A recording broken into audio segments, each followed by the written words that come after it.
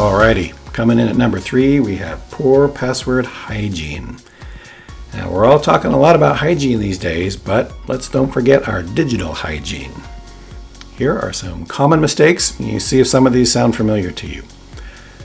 Shared passwords for network or system access, right? If everybody knows, oh, the password to log into this is password 1, and everybody knows that, then guess what? You've made it really hard to know who's accessing the system, and it's also hard to revoke access if you have an employee that's terminated or leaves you. So don't share passwords. Another problem is passwords that never change, right? And we love those, don't we? Because then we don't have to learn new ones, but that's kind of the gift that keeps on giving. If that password gets cracked, then that hacker can just quietly sit there forever, and you're just going to keep letting them have access, and they'll get whatever new data comes across. It's entirely possible that you'll never know that they've broken in through your password. And so, yep, not a good idea. Passwords that never change. We don't like changing our passwords, but we need to.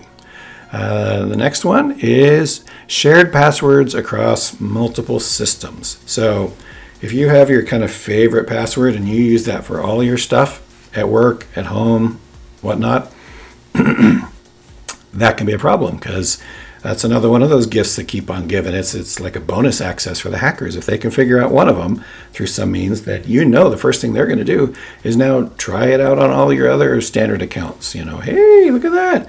It also gets into Facebook. We're going to have some fun with this one, aren't we? So, yeah, can't share our passwords. The next one up is weak passwords. So if you take a password that is 9 letters only, to do a brute force cracking of that takes about 1 hour. But as simple as adding a couple of special characters or capitalize a letter, and it jumps to months or years to crack that password. So make sure that you're using strong passwords. Another one is sending usernames and passwords electronically. Don't do it, right? None of those electronic means are safe. So never send it electronically. The last one is storing that information in an unencrypted file on your computer or your device.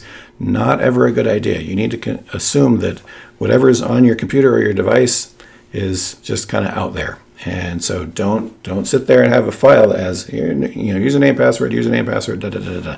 Because at some point someone's going to read that and say, oh, thank you very much. You've made it super easy for me. So recommendations, get some sort of a password manager. There's quite a few of those. Even Chrome is one version of it. It'll manage your passwords for you. And they will securely store your passwords, and they'll generate strong passwords for you that you can use in your various different accounts. And as an employer, make sure that the systems that you use in your company require good password practices. So there you go. That is number 3, poor password hygiene.